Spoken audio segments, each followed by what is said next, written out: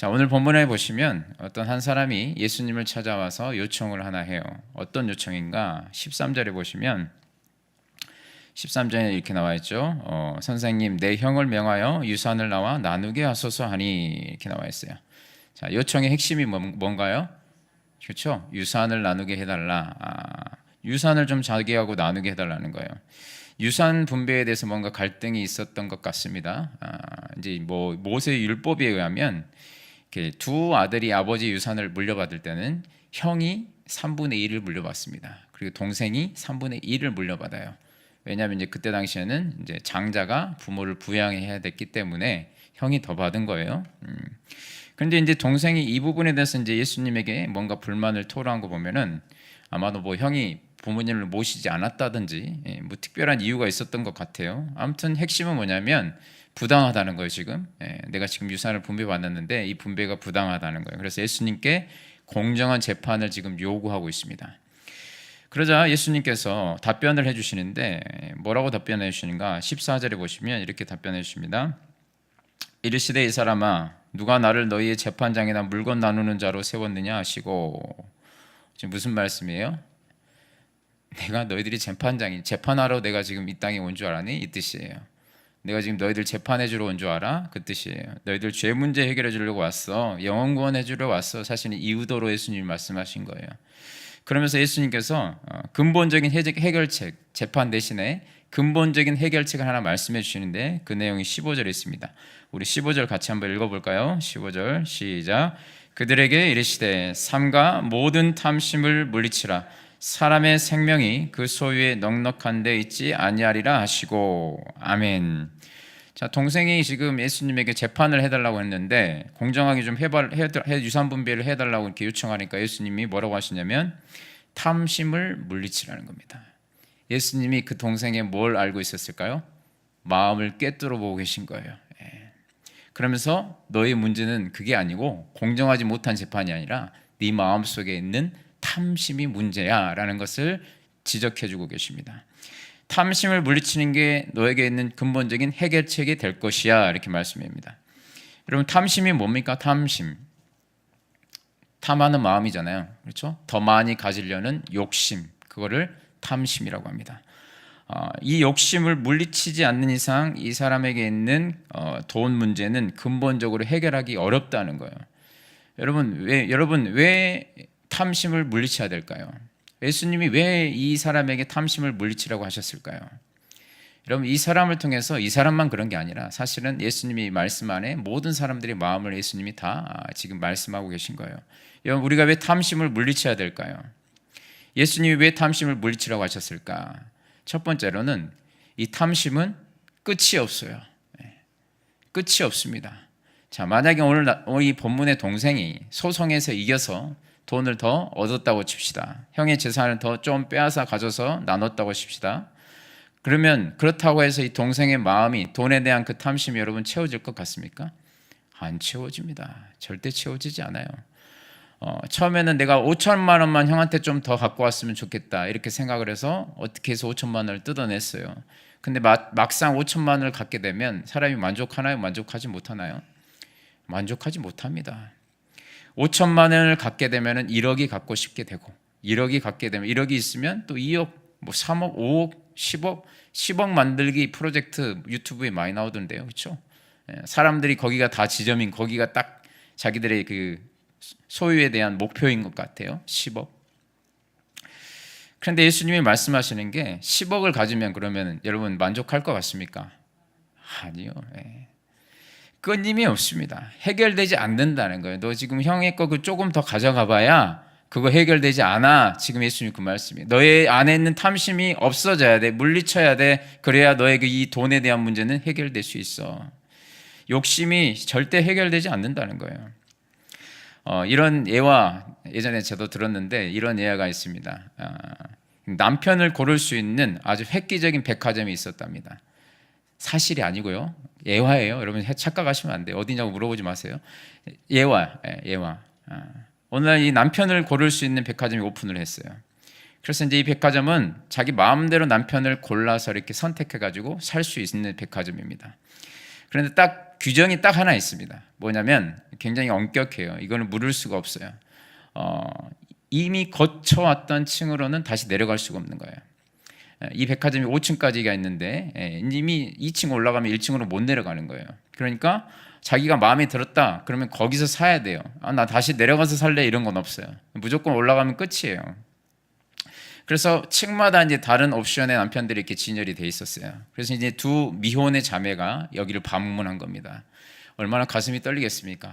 남편들이 진열되어 있는데 또 1층을 딱 갔는데 1층에 이제 남편감들이 진열되어 있는 거예요. 1층에는 남편감들이 딱 봤더니 스펙이 굉장히 좋아요. 안정적인 직장들을 다 가지고 있었습니다. 연봉의 수준이 굉장히 좋았습니다. 자기들이 흡족할 만한 그런 남편들의 연봉이었어요. 그리고 더구나 거기다가 뭐가 있었냐면 아이들을 좋아함 이렇게 써 있는 거예요. 1층에 진연되어진 남자들은 아이들을 좋아한다는 거, 잘 돌봐준다는 겁니다. 그래서 이 자매들이 너무 흡족한 겁니다. 그런데 이제 뭐예요? 2층에는 또 궁금하잖아요.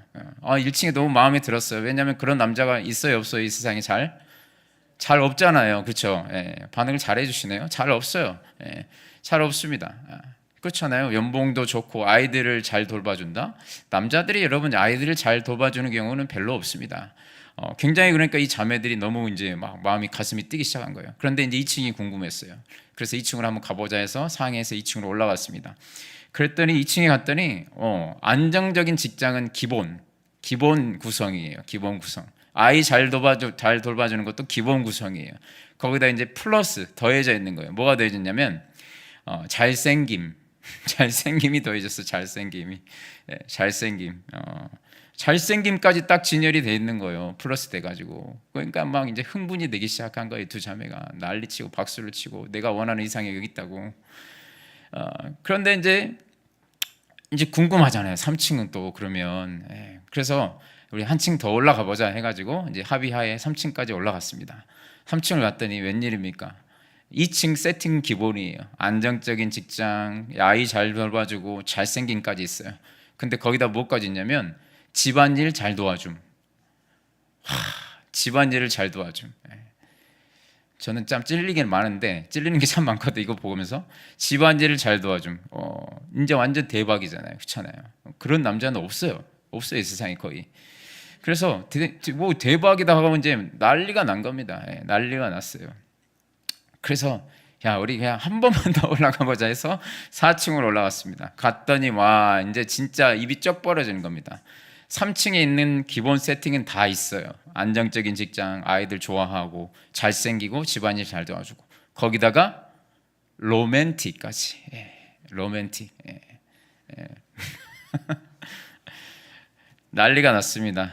심장이 터질 것 같았어요. 두 자매가. 그러니까 이 두 자매가 흥분해가지고 이성을 잃어버렸어요. 그래가지고 둘이 상의도 없이 둘 다 동시에 5층으로 뛰어가 버렸어요. 5층으로 사정없이 뛰어갔습니다. 그리고 5층에 딱 도착했는데 이게 웬일 5층에 딱 도착했는데 5층이 텅 비어 있는 거예요. 텅 비어 있고 거기 팻말이 하나 붙여져 있었습니다. 만족을 모르는 당신 출구는 왼편에 있으니 계단을 따라 쏜살같이 내려가리 바람. 이렇게 적혀 있었습니다. 그거 봐요. 만족을 못하니까. 세상에 그런 남자가 어디 있어요? 그런 남편이 어디 있어요? 그렇잖아요. 여러분들 지금 집에 계시는 남편이 최고의 남편인 줄 믿으시기 바랍니다. 아멘 소리가 안 나오시죠, 그죠? 인간의 끝없는 욕심을 잘 보여주는 지어낸 이야기지만 잘 보여주는 예화인 것 같아요. 끝이 없죠. 좀만 더. 뭐 한 99개를 가지고 있어도 나머지 1개 그것 때문에 탐심이 끝까지 없습니다. 끝까지 욕심을 낸다는 거예요. 우리의 탐심은 끝이 없습니다. 우리 인간의 모습이에요. 그래서 예수님이 지금 탐심을 물리치라는 겁니다. 끝이 없어요. 그거 채워져봐야 안 채워진다는 거예요. 안 채워져요. 탐심을 물리쳐야 될 두 번째 이유가 뭐냐면 두 번째 이유는 예수님이 왜 탐심을 물리치라고 하셨냐? 탐심은요 우리의 모든 좋은 것들을 다 빼앗아가 버립니다. 탐심은 잘 들으세요. 우리의 모든 좋은 것들을 다 빼앗아가 버려요. 여러분 우리에게 참 좋고 유익한 게 있거든요. 저도 날마다 하는 게 있어요. 그게 뭐냐? 감사예요. 저도 날마다 이 감사를 적거나 감사를 묵상하고 하나님 앞에 기도하고 자거든요. 감사. 근데 탐심이 이 감사를 빼앗아가 버립니다. 그렇지 않겠습니까? 탐심이 있는데 어떻게 감사가 있어요? 탐심이 있으면 뭐가 있어요? 마음에? 불평불만이 늘 있는 거예요. 불평불만. 탐심하고 감사는 같이 있을 수가 없어요. 탐심은 감사를 이렇게 빼앗아가 버립니다. 탐심이 있으면 늘 불평불만. 왜냐? 더 가져야 되는데 없는 거예요, 현재. 그러니까 막 불평불만이 막 터지는 겁니다. 자연스럽게 불평불만이 나와요. 또 탐심은 우리의 소중한 자유를 빼앗아가 버려요. 자유. 예수님 안에서 주어진 자유를 빼앗아가 버린다는 거예요. 왜냐? 노예가 되니까. 그것을 갖기 전까지는, 그 탐심, 내가 탐욕을 부리고 있는 그것을 소유하기 전까지는 어때요? 그것의 노예가 되고 있는 거예요. 그것만 쳐다보고 있는 거예요. 그것을 구할 때까지 그것의 노예가 되는 겁니다. 그것을 갖기까지는 일이 손에 잡히지 않는 겁니다. 끝이 없어요. 노예가 됩니다. 노예. 제가 주식하는 사람들 보면은 딱 그 노예가 딱 맞더라고요. 늘 핸드폰에 노예가 돼 있어요. 자, 오늘 주식 시황을 계속 들여다보는 거예요. 끊임없이. 아침에 일어나면 어디요? 미국 시황을 보는 거예요. 한국에 영향이 있으니까. 노예. 완전 노예입니다. 자유를 빼앗겼다는 증거예요. 탐심은 또 건강도 빼앗아갑니다. 탐심은 필요 이상 어때요? 먹는 거. 그렇잖아요. 과식하게 되잖아요. 먹는 것에 탐심이 있는 사람은 또 과식하게 되니까 건강도 해치게 되고, 또 탐심이 있으면 자야 될 때 자지도 않고 욕심을 부리면서 더 일하고 더 놀다가 밤늦게 자니까 어때요? 건강에 무리가 오는 거예요. 또 중요한 거, 탐심은 분별력을 빼앗아갑니다. 분별력. 누가 사기를 제일 잘 당할까요? 누가 사기를 제일 잘 당할까요? 여러분, 사기꾼들의 VIP가 누구일까요? 연세 많으신 분들? 아니에요. 물론 이제 있긴 하지만 젊은 사람들 얼마나 사기 많이 당한 줄 아십니까? 아주 이 탐심 때문에 사기당한 사람이 정말로 많습니다. 보이스피싱 당하고 무슨 캠피싱 당하고 쾌락 때문에 딱 올가 맺어가지고 이 탐욕 때문에, 그렇죠? 잘못 클릭하고 들어갔다가 아니면 전화 온 것이나 문자 온 것, 이게 탐심을 자극하는 내용들이 막 오지 않습니까? 그거 이제 눌러봐요. 그러면은 그 탐심 있는 사람들 꼭 눌러봐요. 그럼 이제 들어가서 뭐 휴대폰에 뭐가 깔려가지고 이제 뭘 다 빼내고 뭐 이렇게 돈 다 빼내가고 이렇게 돼버리는 거예요. 탐심. 여러분, 이게 사기꾼들이 갈수록 수법이 뛰어나기도 하지만 중요한 거는 사기꾼들도 대상이 있습니다. 잘 넘어가는 대상들이 있어요. 그 사람들, 걸리는 사람들이 꼭 걸리니까 그 사람들을 이렇게 계속해서 그 사람들한테 보내는 겁니다. 탐심은 또 뭘 뺏어가냐면 정말 좋은 거, 우리의 믿음을 빼앗아갑니다. 믿음. 돈을 사랑함이 일만하게 뿌리가 되나니 이것을 탐내는 자는 미혹을 받아 믿음에서 떠나.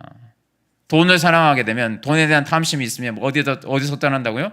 믿음에서 떠나. 디모데전서 6장 10절 말씀이에요. 믿음에서 떠나. 돈을 사랑하면, 탐심에 사로잡히게 되면 미혹을 받아서 믿음에서 떠나서 근심으로써 자기를 찌른다는 거예요. 여러분, 예수님이 말씀하신 것처럼 우리 사람은요, 절대 하나님과 재물을 겸해서 섬길 수가 없습니다. 예수님이 그렇게 말씀하셨어요. 하나님과 우리 재물을 겸해서 섬길 수 없다는 거예요. 그동안 이제 여러분, 제가 이렇게 목회 활동이 뭐 오래되지는 않았지만 이렇게 쭉 지켜보면, 특히 이제 청년들 사역을 많이 했기 때문에 처음에 이렇게 신앙이 좀 성장하는 것 같다가도 신앙 성장을 멈추게 하는 장애물들이 있는데, 그 장애물들 중에 대표적인 게 뭐냐면 물질입니다. 물질 때문에 더 신앙이 성장하지 못하는 거예요. 물질 때문에. 물질에 대한 욕심 때문에. 나도 빨리 벌어서 내 집 장만해야지, 나도 빨리 벌어서 뭐 해야지, 차 사야지, 그러면서 그렇게 빨리 벌기 위해서 주일 성수도 이제 뒤로 하는 거예요. 물질에 대해서. 그래서 여러분, 하나님 말씀을 그대로 지켰다가는 내가 금전적으로 뒤처질 것 같고 손해볼 것 같기 때문에, 불이익을 당할 것 같기 때문에 그때부터 이제 마음속에 갈등이 있다가 어디로 가버리는 거예요? 돈 쪽으로 가버리는 거예요. 많이 봤습니다. 취업하고 난 다음에 잘 안 보이는 청년들이 있어요. 취업하기 전에는 그렇게 열심을 다해서 예배 나오고 기도에 나오고 하다가 취업 딱 하고 난 뒤로부터는 잘 안 보여요. 주일에도 잘 안 보여요. 심지어는. 여러분, 탐심은요, 우리 인생에서 좋은 것들을 다 빼앗아갑니다. 감사, 자유, 분별력, 믿음, 좋은 것들을 다 빼앗아가, 싹 빨아가 버려요, 여러분. 그래서 예수님 말씀처럼 탐심이 우리에게 찾아오면 그것들을 빨리 물리칠 수 있어야 됩니다. 어떻게 하면 물리칠 수 있을까요? 그게 중요하잖아요. 여러분, 탐심은 나는 안 찾아오는데요, 그런 사람이 있을까요? 없습니다. 그런 사람은 없어요. 탐심은 누구에게나 다 찾아옵니다. 누구에게나 다 찾아온다는 거예요. 내가 원하지 않아도 탐심은 시시각각 찾아옵니다. 왜냐? 사탄 마귀가 우리를 가만히 두지 않기 때문에 그래요. 시시각각 사탄 마귀가 우리를 나쁜 생각을 집어넣습니다. 그 탐심이라는, 탐욕이라는, 세상을 향할수록 너의 안테나는 세상 쪽으로 향해야 돼 하면서 우리를 자극하는 거예요. 그게 뭐예요? 탐심을 자극하는 겁니다. 그렇기 때문에 여러분, 내가 원하지 않아도 여러분 이 탐심은 시시각각 찾아오게 된다는 거예요. 그래서 여러분, 중요한 거 어떻게 물리쳐야 될까? 첫 번째는 여러분, 탐심을 어떻게 하면 물리칠 수 있을까? 그것도 오늘 본문에서 찾아봐야 되는데, 첫 번째는 중요한 게 뭐냐? 은혜를 향한 거룩한 욕심이 있어야 됩니다. 은혜를 향한 거룩한 욕심이 있어야 돼요. 오늘 본문 21절 말씀 보세요. 21절 말씀 보시면 이게 예수님이 말씀하신 핵심 메시지입니다. 핵심 메시지. 21절 한번 보실까요? 21절 누가복음 12장 21절 우리 같이 한번 읽겠습니다. 시작. 자기를 위하여 재물을 쌓아두고 하나님께 대하여 부요하지 못한 자가 이와 같으니라. 아멘. 자, 예수님께서 탐심을 물리치라고 말씀하시면서 어리석은 부자의 이야기를 지금 비유로 이야기를 해주시거든요. 부자가 아무리 재산을 많이 쌓아둬도 뭐예요? 하나님이 오늘 너를 부르시면 어때요? 그거 누구의 것이 되겠느냐는 거예요. 하나님의 생명을 거둬가시면 누구의 것이 되겠느냐는 거예요. 핵심이 뭐냐면 하나님께 대하여 부요하지 못하면, 거룩한 것에 대한 너희가 갈망이 없으면 무엇의 노예가 된다는 거예요? 탐심의 노예가 된다는 거예요. 은혜를 향한 거룩한 마음이 내 안에 그 갈망이 없으면 뭐에 대한 욕심만 많아진다는 거예요? 탐심, 세상의 것들에 대한 탐심만 커진다는 뜻입니다. 탐심의 노예가 된다는 거예요. 우리는 이 예수님의 말씀을 통해서 중요한 것을 깨달을 수 있습니다. 하나님을 늘 가까이 하는 사람, 다시 말해서 하나님의 은혜를 향한 사모함과 열정이 있는, 하나님에 대하여 부요한 사람은 세상의 탐심으로부터 멀어질 수 있다는 거예요. 예수님이 그걸 지금 해답으로 지금 말씀해 주고 계시는 겁니다. 너는 세상에 대하여 부요한 자가 아니라 하나님께 대하여 부요한 자가 되라. 그게 네가 지금 구해야 될 것이다. 돈을 더 받아내는 게 중요한 게 아니야. 그것은 너의 탐심이고 너는 그것을 덜어내고 하나님께 대하여 부요한 자, 그것을 더하라는 거예요. 그걸 덜어내고 하나님께 대하여 더하라는 겁니다. 하나님으로부터 멀어져 있기 때문에 은혜를 향한 거룩한 욕심이 없으니까 세상을 향한 욕심에 사로잡혀 있다는 거예요. 여러분, 우리가 성령님이 우리 가운데 역사하셔서 가득 차면은 그걸 뭐라고 합니까? 성령 충만이라고 합니다. 성령 충만. 자, 하나님의 그 성령이 충만하게 역사하시면 우리 마음에 어떤 마음을 주실까요? 은혜를 향한 거룩한 욕심을 주실까요? 안 주실까요? 주십니다. 성령으로 충만해지면 뭘 더 하고 싶을까요? 예배를 더 드리고 싶겠죠. 성령으로 충만하게 되면 기도를 더 하고 싶겠죠. 성경책을 펴서 읽고 싶겠죠. 오늘 성경책 읽으셨습니까? 더 하고 싶어진다고요. 뭐요? 하나님께 대하여 부요한 자가 되고 싶어진다고요. 성령으로 충만해지면. 은혜의 자리, 또 믿음의 사람이 모인 이런 자리를 더 가고 싶을까요? 안 가고 싶을까요? 더 가고 싶어지는 거예요. 새벽 기도의 자리도 마찬가지예요. 새벽 기도의 자리도 성령으로 충만하게 되면 여러분, 아무리 피곤해도 모든 것을 다 극복하고 하나님에 대하여 이 부요한 사람은 새벽 기도의 자리에 나올까요? 안 나올까요? 나옵니다. 나와요. 성령 하나님은 은혜를 향한 갈망을 우리에게 부어주십니다. 거룩한 욕심, 하나님을 향한 갈망이 우리 안에 자리 잡으면 세상의 그 탐심은 자연스럽게 물러나게 돼 있다는 거예요. 여러분, 이 거룩한 욕심, 거룩한 갈망을 여러분들이 원하고 바라고 기도하실 수 있기 바랍니다. 너무나도 중요해요. 그런데 여러분, 성령이 임하면 거룩한 것에 대한 더 갈망이 생기는데 사탄 마귀가 우리 마음을 사로잡으면 어떻게 될까요? 사탄 마귀가 우리 마음을 사로잡으면 사탄 마귀는 어떤 마음을 줄까요? 세상에, 그렇죠? 탐심을 더 자극합니다. 탐심을 더 구하게 만들어요. 세상에 영원하지 않는 것에 대해서 더 썩어져 없어질 것에 대해서 더 어떻게 해요? 갈망하게 만듭니다. 그래서 세상의 그 탐심으로 말미암아 세상의 것을 더 갖기 위해서 뭘 포기하게 만듭니까? 은혜를 향한 것을 포기하게 만들어요. 하나님 앞에 나아가는 걸 포기하게 만듭니다. 예배와 말씀과 기도를 멀리하게 만들어요. 뭘 하기 위해서? 세상의 것을 더 소유하기 위해서. 이게 여러분 사탄 마귀의 역사입니다. 여러분 우리의 욕심이 바뀌어야 돼요. 바뀌어야 됩니다. 세상의 가치에 목을 메고 몸부림치고 가지려고 욕심이 아니라 하나님에 대한 여러분 거룩한 갈망이, 그 욕망이 일어날 수 있게 되기 바랍니다. 은혜에 대한 욕심, 하나님께 대하여 부유한 자로 살기 위한 그 몸부림침이 우리 안에 있게 되기를 주님의 이름으로 축원합니다. 여러분 우리가 이 거룩한 것을 더해야 됩니다. 세상 것을 덜하시고 거룩한 것을 더하시기를 바라요. 우리가 탐욕을 물리치기 위해서 이제 마지막으로 살펴볼 게 뭐 있는데요. 그게 뭐냐면 자족하는 신앙이 우리에게 필요합니다. 자족하는 신앙. 지금 가지고 있는 것에 만족할 수 있는 게 뭐냐면 자족입니다. 성경이 말하는 자족, 내게 있는 것을 만족하는 거예요. 내게 있는 것에 만족하는 겁니다. 디모데전서 6장에 6절 8절 말씀에 이런 말씀이 있어요. 제가 읽어드릴게요. 그러나 자족하는 마음이 있으면 경건은 큰 이익이 되느니라. 우리가 세상에 아무것도 가지고 온 것이 없음에 또한 아무것도 가지고 가지 못하리니 우리가 먹을 것과 입을 것이 있은즉 족한 줄로 알 것이니라. 먹을 것과 입을 것이 있으면 만족할 수 뭐라고요? 있다고요. 자족하는 마음이 있으면 우리에게 큰 유익이 된다는 겁니다. 이게 여러분 바로 자족하는 신앙이에요. 이 자족하는 신앙이 우리 안에 있게 되면 자연스럽게 뭐가 나올까요? 감사가 나와요, 여러분. 감사가. 자연스럽게 기쁨이 생깁니다. 진짜 감사하다 하면서 기쁨이 생기는 거예요. 탐심은요, 늘 불만족과 불평과 원망이 터져나오는 거죠. 나는 왜 이런 집구석에 태어나서 이렇게 살 수밖에 없을까? 이런 것만 나오는 거예요. 자족은요, 감사하다. 감사하다. 여러분 오늘날 많은 성도님들에게 많이 결핍되어 있는 게 있어요. 뭐 저도 포함되어 있어요. 그게 뭐냐? 자족하는 신앙이 없습니다. 왜 자족하는 신앙이 없을까요, 여러분? 구하지 않기 때문에 없습니다. 여러분 최근에 하나님 저에게 자족하는 마음을 주시옵소서 이렇게 기도하신 분 있습니까? 하나님 저 이거 빨리 주시옵소서.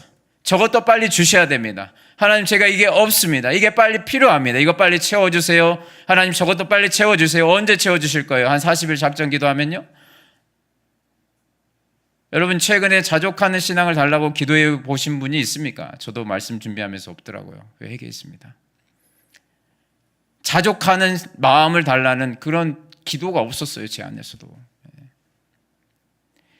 자족하는 마음을 구하지 않으니까 받지도 못하는 거고, 자족하는 신앙이 없으니까 끊임없이 세상의 것들을 더 욕심내는 것이고, 남들과 비교하면서 내가 남들보다 좀 뒤처지면 좀 뭐 없으면은 열등의식을 가지고 그것에 대한 원망과 불평이 가득해요. 그래서 나도 남들처럼 살고 싶다 하면서 이제 무리수를 두는 거예요. 그게 뭐예요? 빚을 내는 거예요.